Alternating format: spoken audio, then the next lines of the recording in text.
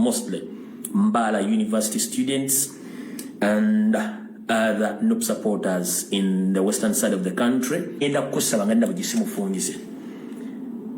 Saagala nnyo kola violence. Olwayo nakulwa kutaano. Nkuwadde mpaka lwa kusatu. Ng'okuteesereza omwami ono zimuwadde. Otherwise bw'otazimuwa ngenda kuteekako drone zange nyinza n'okuleeta abalala abewabba abatamanyikiddwa ku muwendo n'ebintu ebirala n'ebikuba ku mmeeza wano. So tekitwagala kwata millioni za comrade of musanvu ozimuwe nga nina bugisimu fungize nga tetunnagenda into details. Omanyi kyensobola okukola na buli kimu okimanyi kyensobola okukola. So Bawo is none of your business. Naye abantu bamutuukiridde abeeko kyayogera. Omanyi mu abasajja mulina engeri gye mufugamu, mulina engeri abakazi mulina gye mufugamu abasajja ne mbateeka mu mijiya nga tasobola kuvaayo kwogera. Siri type y'abasajja abo abafugibwa abakazi no. Although I respect women, nenjala kugamba kwata sente za Masaba Faustine nga nda bugisimu fungize. Tomanyi baana ngeri gye bayise mu struggle, bawambiddwa, bakubiddwa emiggo, ng'ayagala kulabirira family ye abeere bulungi. Nkuwadde mpaka lwa kusatu ngoziza sireza Masaba Faustine milioni 7 bugwambwe zigaana. Ngenda kukolako surveillance ojinza n'okudduka mu Uganda.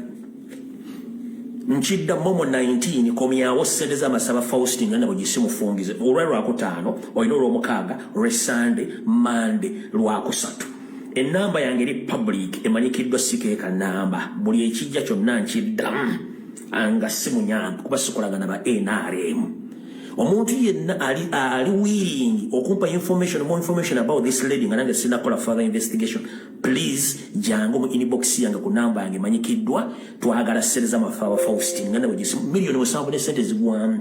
Nkuwadde mpaka lwakusatu bwe luyitako ngenda kukolera programu nga nkunoonyerezaako ojja kitegeera ne ku mulimu oyinza ogufiirwa gy'okolesa zino. Ekyo nkigambe refund Masaba Faustine money which was meant for the visa which you didn't give to him. Please return his money.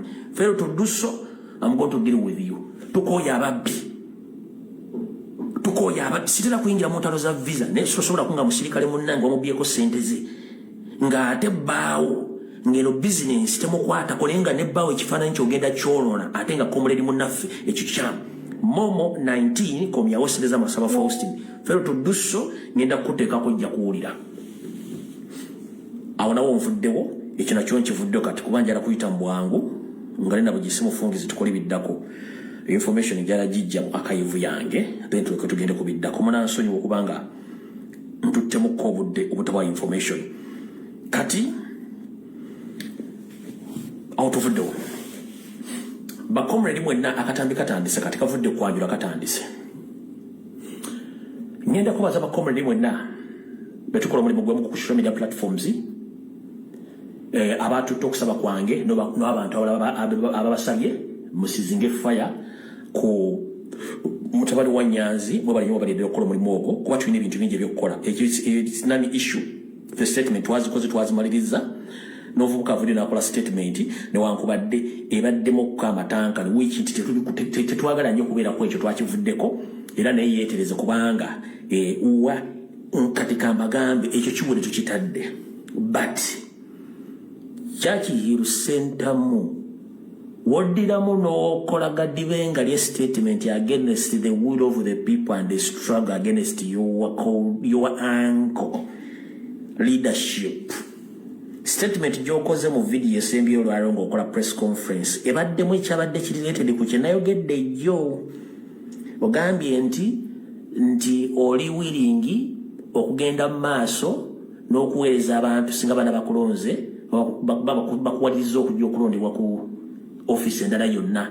Already oyina office y'obwa Guild President etwala omwaka mulamba tujja kuba tumaze okulonda kati office jogezaako okwogera jjukira jjo ku Lwokuna nabagambye nti omwana baali bamutaddemu kodi naye ekyo si kyekikulu wabula ndi wano okutegeeza mukulu Churchill ne taatawo any slight bogus statement against national platform and our president Robert Kyagulanyi Ssenta mujja kuba lwaki embwadde sekate sinika mannyo etega matege ompulya bulungi nnyo gwe Churchill mama wo n'omulala gw'omanyi nze kuba tumanyi nja bateekamu abantu aba gwe nyoko kitaawo gw'oyita kitaawo ne kitaawo abantu aba nja bateeka mu layini nze sitta kibe nga sina kikene nyandusu kyakishirukano ka video bakakuwe woddamu n'okola bogus statement against the will of people n'okola bogus statement will of the people nkugambye nja kulumba ne nja kukwatira mu categories z'abantu bana nyoko soko udi kitaawo ne kitaawo naawe nkubuulira ekyagana emba okuseka ng'etegamba nnyo ojja kitegeera yensonga kinaddaga batu bakuleke tebatta kibe nga bateeka nakikene nyandusu ebyange mbyogera kate ng'amuusa zaagula essiyani awo tuvuddewo kati bakomredi mwenna njala bategeeza honorable Nalukoola kansubire kano ka video n'okasanga ngenda kusaba honorable Nalukoola don't you waste your time mbogenda mu kooti simeba kuwawaabidde bikino that is bogus mulabe ku social media ekifulumye nti Nalukoola na mukyalo namuwabidde omuwala wa Nyenye nti amuwabidde ezo twakuwa diversion baagala tuteeka mulayini ya diversion zira kubada bagenda kuleetinga buli diversion yonna esoboka omukyalo yasooka n'awaaba alina amalala ajjayo musango kati ate mbw azzemu okuwaaba ng'awaaba ku grounds endala naye baani abamuli presentinze omuwaabira okuwabira Nalukoola bwe mbagambira teno diversion kati honorable Nalukoola wulira bulungi nnyo nakugamba wegendereze gy'onywa nakugamba wegendereze gy'osula nakugamba wegendereze emmotoka mw'otambuliramu n'abantu b'osinkana wabula Nalukoola olabika olina ban excitement ate ng'oli sitebbooni kanso Nalukoola olina urban excitement ate ng'oli sitebbooni abasajja boolimu eyo parliament yalimu gwe waddamu bigere omuyita Seginyi yali sitebbooni Kirinca yamaliriza ali kuki Nalukoola onulumbu ye yayogera byange byogera kate ng'omusiza siyagula essiyani ngenda kulirako bantu bange bw'oneefuula nampulira zibinga buli muntu omusindikira amanyi okubanga you became an NMP oyinza okutamalaako kisanja kino oba n'okwesima okutajja n'otajja n'okusandikira ng'oli mu coffin kino kikulabula kati ke batandise okwegezaamu emirundi gy'okuwaabira eno nze jagitwalanga diversion wabula ngenda basomerako ebbaluwa eno gye bawandiise katuno temugiwa makulu era temukikomentingako Nalukoola mpuliriza nti wasoma olina omanyi amateeka bakugambye bwe bati bagambye nti Crane Associates Advocates Law Business and More Press Statement duly instructed by the leadership of National Resistance Movement Party and Honorable Farida Kigongo, we have this afternoon filed an election petition against Honorable Elias Luimbazi Nalukoola and the Electoral Commission to challenge the former declaration member of Parliament for Kaweedemu North constituency recently concluded elections. Phasing yebigambo n'abawaabye owuliddemu National Labourers Movement n'owuliramu Honorable Farida Nakazibwe Farida Nambi Kigongo kati kasali kubulire teri muntu ayitibwa Honorable nga tolondeddwa era nga tolayidde ng'oli mu Parliament no mwe kampuni eno Crane Advocates Associate musiruwalire ku bannammwe ne ku bannyinammwe manyi sero bihoga and educate bihogo muli basajja basiru nnyo bw'ogamba nti you are duly instructed by the leadership of National Labourers Movement Party and Farida Kigongo oba Honorable yafuuka ddi Honorable technically ebbaluwa gye mugamba gisavinze Nalukoola that is a forgery what forgery letters oyo mukyala tafuka nko Honorable kubanga tawangula nko kalulu ekyo kisooka mukitegedde bulungi nnyo kati ne bagamba bwe bati bagambye nti bamuvunaana ebintu bino wammanga wulira campaign on the day of election mbu bamuvunaana okukuba campaign ku lunaku lw'okulonda lwennyini ekyo kimu ekyokubiri mbu obstruction of election officers bamuvunaana mbu yaziyiza ab'akakiiko by'okulonda okukola emirimu gyabwe ekyokusatu mbu obstruction of voters mbu yalemesa abalonzi okugenda okulonda. Ekyokuna, bribery of voters before and on the day of elections. Mbu yagulirira abalonzi ku lunaku olw'okulonda n'olunaku okulonda nga tekunnabaawo. Kati wulira okulya n'okukomba essowaani. Baani bannannyini kampuni eno? Wokkawa njagala okome. Kati okumanya bano abasajja babbi era basiru bwe bawandiika ebbaluwa nakugamba obanga osoma kye tuyita contract oba agreement. Ladies and gentlemen, nakugamba bw'obanga osayininga contract oba agreement oba loan, wofubanga nnyo okusoma ebigambo obwebiri mu nyukuta obutono bwa phrasings. Obunyukuta obwo mwe muli ekinyusi ky'ebintu bye bakukweka by'otamanyi. Kati mu bbaluwa eno kansoke njibalaga mwenna mugirabye naye temugyetegereza. Ebbaluwa eyo giraba. Bino ebigambo byonna osobola obisoma obulungi nga bibiri mbawa bibiri nako. Wabula eno wansi eno gye baphrasingidde bannannyini kampuni. Eno gye baphrasingidde bannannyini ba kampuni kubanga kiri mu bunyukuta butono nnyo. Kati kambasomere bannannyini kampuni eno. Cranes Associate Advocates Law. Mulimu Kalule Ahmed Mukasa. Mulimu Honorable Major General Jimu K. Muhwezi. Jimu K. Muhwezi. Terrorist mwali. N'abala bangi kampuni linga yababbi erimu abachi erimu bannannyini balinganga 10 balinganga 50 kampuni. Mbawuliddeko amannya abiri balonda ba mafia kuliko Kalule Ahmed Mukasa oyo mafia. Major General Jimu K. Muhezi. Mulimu Katirima Joani, Walusimbi Ibrahimu, Daphne Nansamba, Michael Kigula, Bonaba Mafia. Katiribyo. So, gwe comrade yenna yeyo naye munda Uganda gy'oli nkutegeeza. Please bw'obanga osayininga contract y'omulimu, obanga osayininga agreement, obanga osayininga ekintu kyonna, weegenderezanga nnyo statement ezisemba mu bbaluwa eziwansi eno ng'obunyukuta butono nnyo tobutegeera. Bagambe nga bagusomere ewali ekinyusi ky'ekintu ky'osayininga. Bw'oba tokitegedde obeera owedde. Kati nkusomedde ababbi bano bannannyini kampuni eno bwe wawandiikidde kampuni eno advocate law company wandiise ewawabidde y'ababbi. Nawe sigenda kulwawo kubanga obudde tulina butono nnyo. So mukitegedde bulungi nnyo. Awo tovuddewo. Alright. Njala tudduke speed. N'abaana ab'Ebongereza ba GM. Ab'Ebongereza ba GM, then tuleke tugende ku speed ya yeri.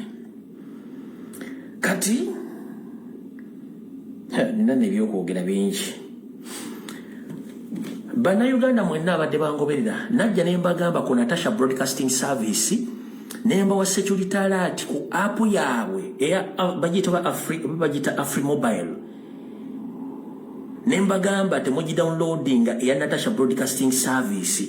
Nembagamba app eyo apo bagikolanga esipayinga ku buli munnayuganda okumanya biki byali interested, ayogera ki, akomentinga ki, basobola okwalocatinga woli.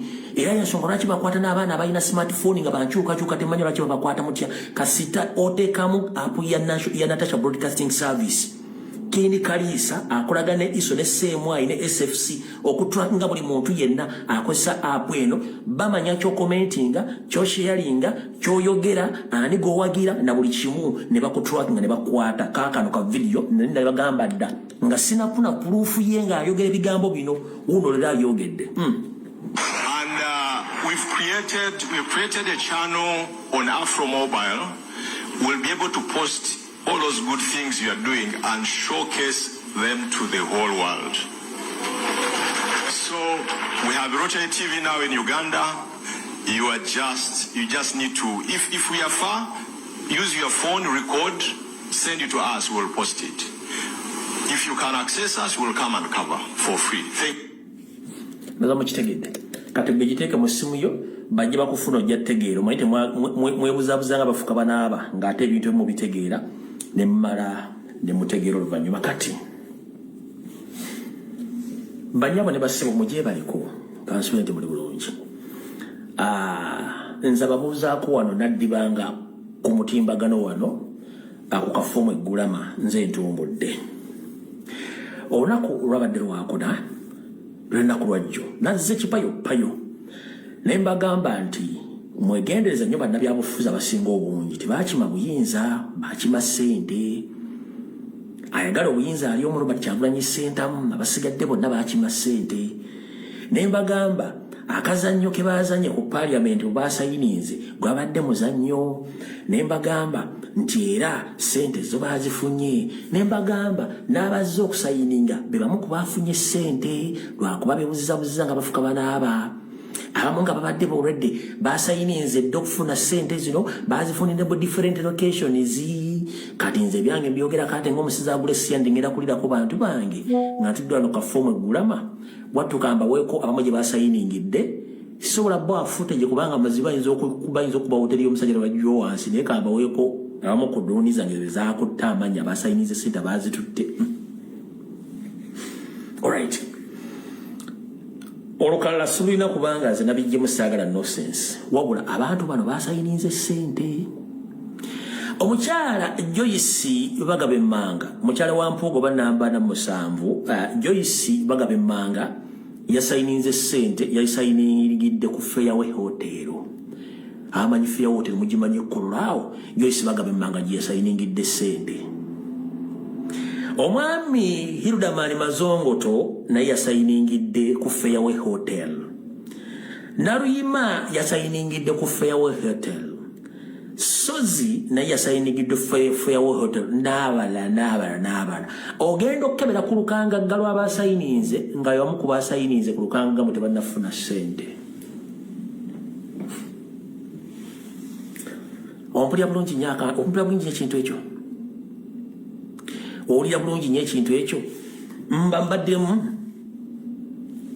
kuliko Joyce Bagabemmanga mukyala wa Mpuuga bana musanvu yamanyi kuliko Dr. Rudama Mazongoto Naluyima ne Sozi oba no Saz basayiningidde ku Fairway Hotel ye basayiningidde wabula era be basoose mbo be bamu ku basayinize mu tebannatwala ku ssente biza mukitegedde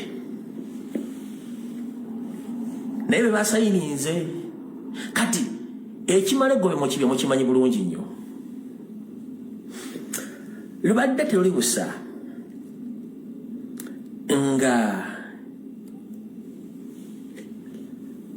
Thomas Taibo mubbi w'amasannyalaze yasooka okwekazanga omusazi w'ebyayi ku kkubo temulina bujulizi temusobola mwono n'amanya gabahonalebo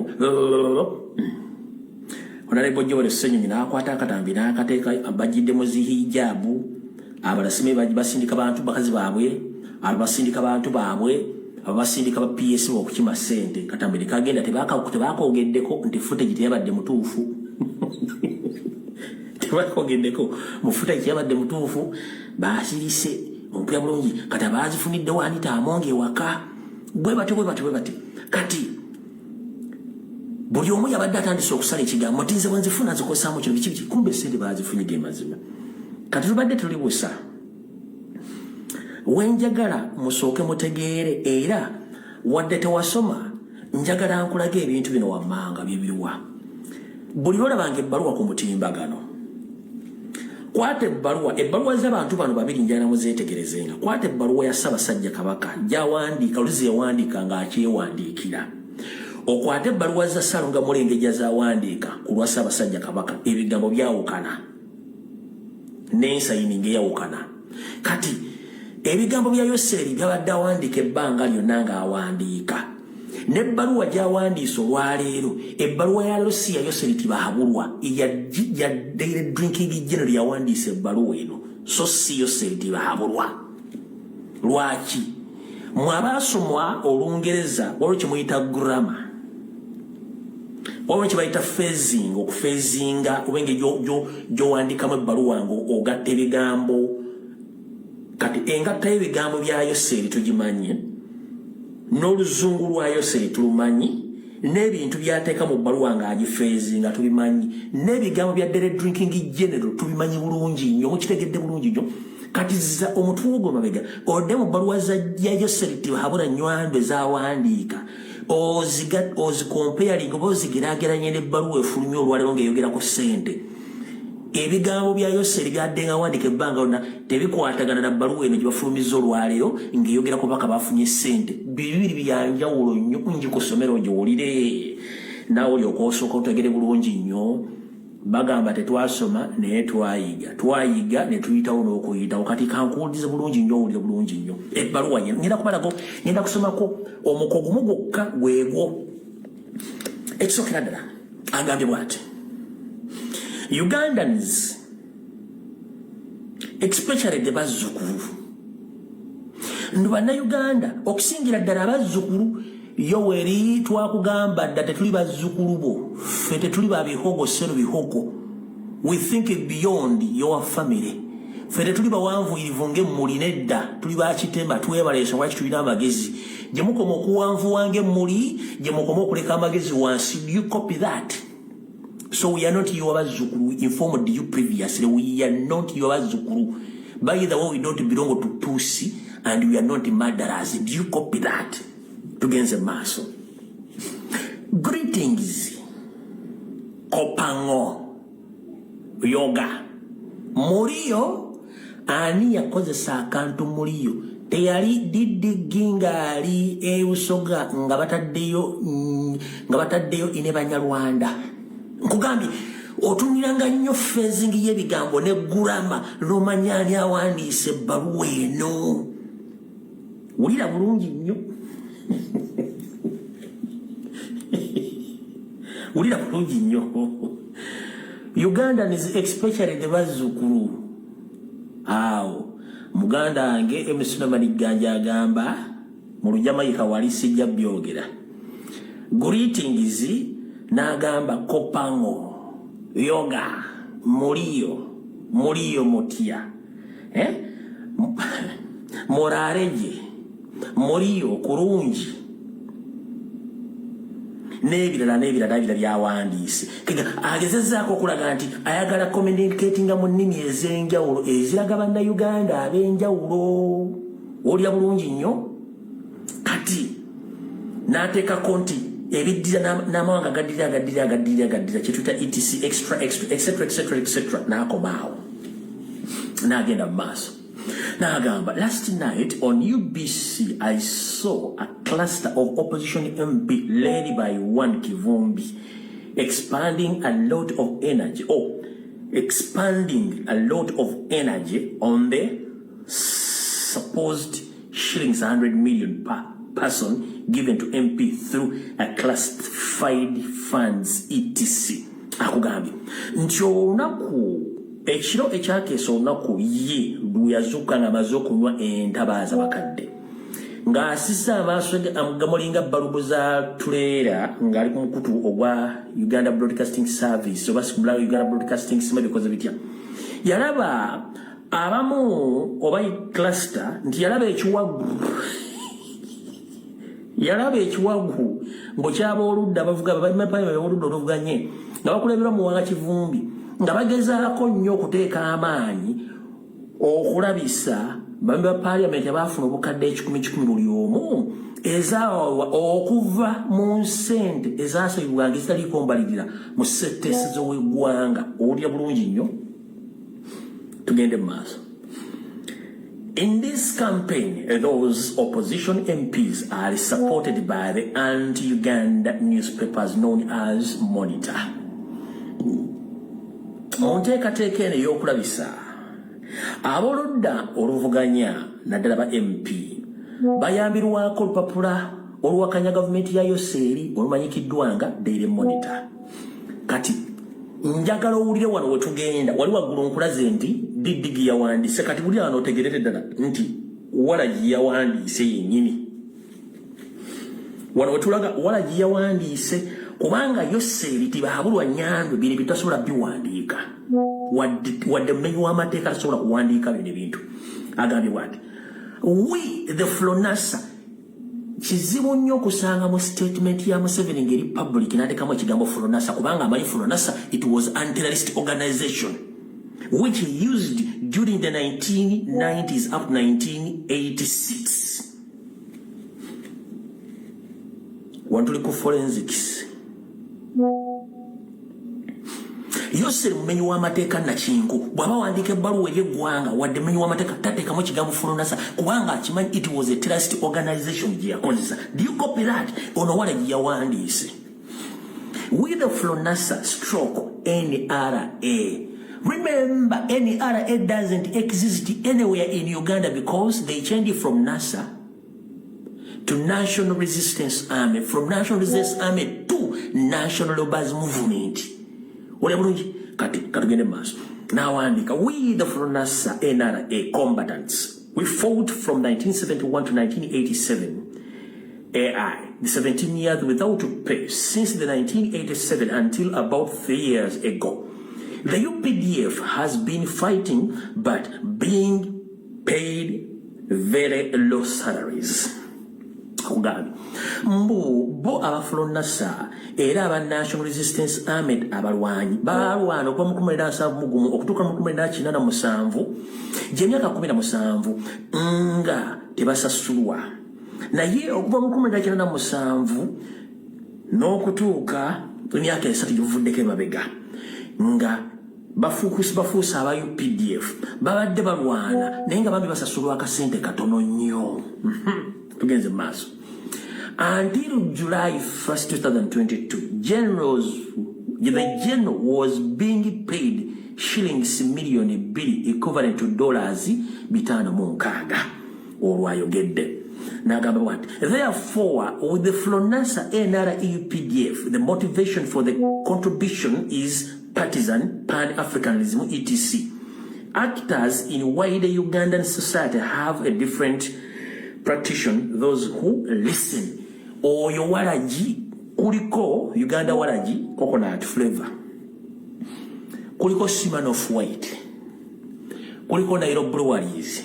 Kuliko no Johnny Batambuze mwita Johnny Walker kati bwagatta ogwo omwenge gonna wamu yalina okuwandiika ebintu bino ene ebbaluwa si yayo seri yose tumanyiwa phrasing ebbaluwa ye n'ebintu wandiko ne gurama mukimwita gurama engeri gy'osenkamu bigambo byabiwandiika ono walagi so ene ebbaluwa ekonfirming nti ssente zaagabiddwa kati gwe MP agamba tewazifunye no mani akubire kesi mukitegedde bulungi nnyo nze ndabe ebbaluwa z'abantu zonna ebigambo by'owandiika nti ono yawandiise ono si yawandiise ebyo byawandiise so mbategeeza bulungi mutegedde bulungi nnyo so mutegedde bulungi nnyo ono jeno Kawalagi Kanairo gaba yagiwandiise n'omwegwanywa lujuuju ngubabuulidde awo tuvudde so temukiwabudde baziridde wabula mukunywase mukulya ssente zino nabagambye ku lwokuna ekijja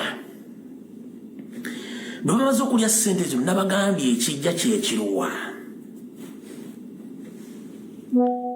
ssente zino bazifunye nga babaze okuyisa etteeka ly'emmwanyi wabula nga bagenda kuleeta etteeka lya kooti military era kooti martial bill liyite batandika okukwata buli muntu omusibire mu kooti y'amagye ku lwokuna babaddeko muwandikawo saaki bagambye tugende mu maaso.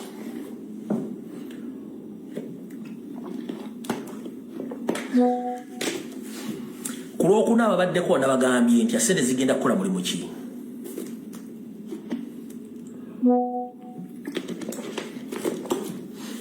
ku lwokuna nabagambye ssente zigenda kukola ki ababaddeko ku lwokuna wano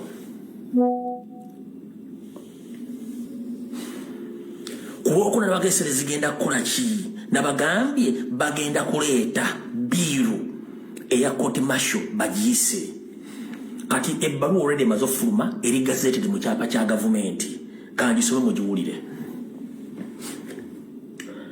The Republic of Uganda Prime Minister ADM stroke 15 of 01 10th April 2025 a Right Honorable Speaker of the Parliament of Uganda Kampala statement of the business by the leader of government business bakugambye ebbaluwa evudde mu ofisi y'abannaba minisita wa Uganda ng'eri ku muko 15 kasaze ziremu ng'inaku z'omwezi 10 mwezi ogwokuna omwaka 2025 nga bagiwandikira Speaker of Parliament omukyala Nabatulege Amongi Nalongo Sorogeti ne bagabwe nti kino kyekiwandiiko ekigenda ogenda mu parliament okwasaganya business eza government ya Yoseeri bagabye batyo.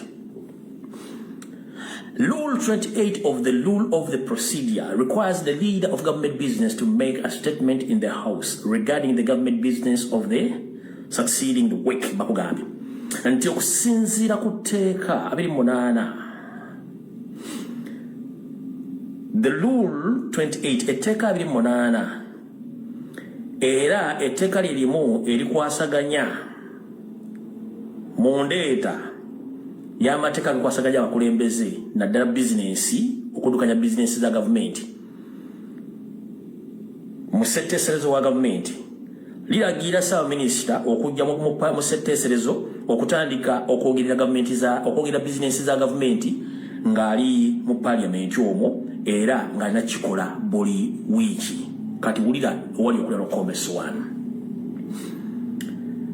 I am there submitting the following government business for succeeding week 15 to 17th April 2025. Akugambye Naba Minister Nabbanja atadde ebbaluwa yemaze okuteeka mu kyapa kya gavumenti ng'abategeeza nti agenda kukola bizinesi za gavumenti mu wiiki eye15 mu wiiki emu ennaku z'omwezi 15 n'ennaku z'omwezi 17 omwezi ogwokuna. Wayise ennaku mmeka nga bakafuna ssente? Wayisewo ennaku mmeka nga bakafuna ssente? Olwaliro kuziri 11 15 bagenda okuleeta biru eno 17 nuza bagiyise. Okitegedde bulungi katugenze mu kawaayi mulimu obwayi obubiri. Akasooka the Uganda People's Defence Force Amendment Bill 2025 lyetteeka liri erigenda okukwata buli muntu yenna owa bulijjo nga bakwesigalizaako nti olina ekintu ky'amagye bakutwale bakusibire mu kooti y'amagye. Ke kawaayira yebbiru esooka. Kati ogwattula gwe gwasaka. Mu Uganda tugenda mu kye bayita state of kwagamaya. No one will be safe if you are not among the family of Museveni. Even if you are an NRM diehard or supporter, if they know you that you are against Gi's rule in Uganda, you are going to be charged in the court martial very soon or later. Even if you are an MP, you are chairman of C5, you are serving an officer, you are minister, very soon you are going to be tried in a court martial. If on 15th and 17th of April, the parliament passes this